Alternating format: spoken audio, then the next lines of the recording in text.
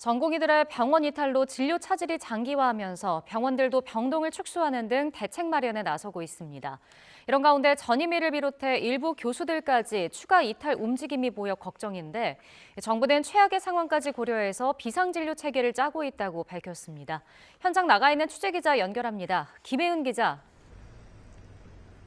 네, 서울대병원에 나와 있습니다. 네, 병원 진료 차질이 시작된 지 3주가 넘었는데요. 이 병원마다 병동 축소에 나서고 있다고요?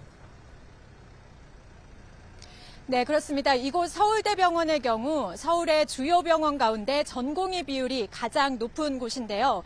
전공의들이 보름 넘게 돌아오지 않으면서 진료 차질이 갈수록 커지고 있습니다. 서울대병원은 남은 의료 인력들로 효율적으로 진료를 하기 위해 병동을 통합하는 방안을 검토하고 있습니다.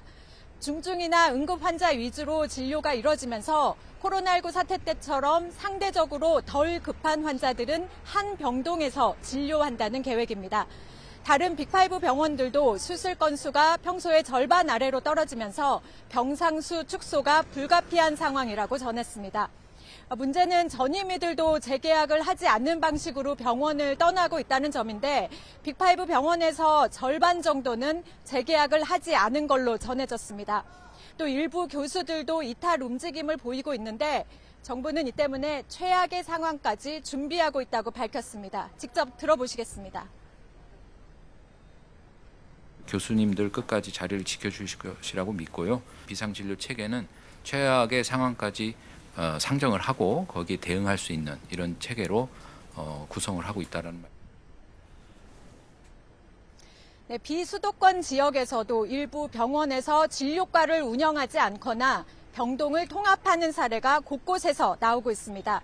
의사들이 추가로 병원을 떠날 경우 이런 진료 축소 사례는 더 나올 것으로 보입니다.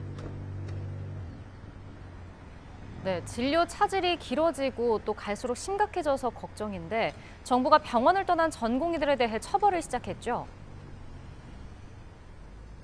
네, 이곳 서울대병원을 포함해서 전국 100개 수련병원에서 병원을 떠난 전공의는 90%에 달합니다. 정부가 이들에 대해 면허 정지를 위한 행정 절차를 시작했습니다. 정부는 현장 점검을 통해 근무하지 않는 전공의들에 대해서는 병원에서 업무 개시 명령 불이행 확인서를 받는데요.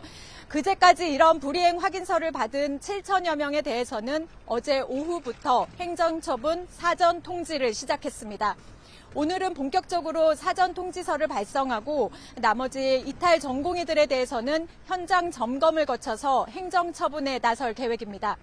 사전 통지서가 나간 뒤에는 의견 진술 기회를 주고 이후 행정처분이 확정이 되면 면허가 3개월 동안 정지됩니다. 정부는 전공의 가운데 집단 행동을 주도한 이들에게는 경찰 고발까지 검토하고 있습니다. 지금까지 서울대병원에서 YTN 김혜은입니다.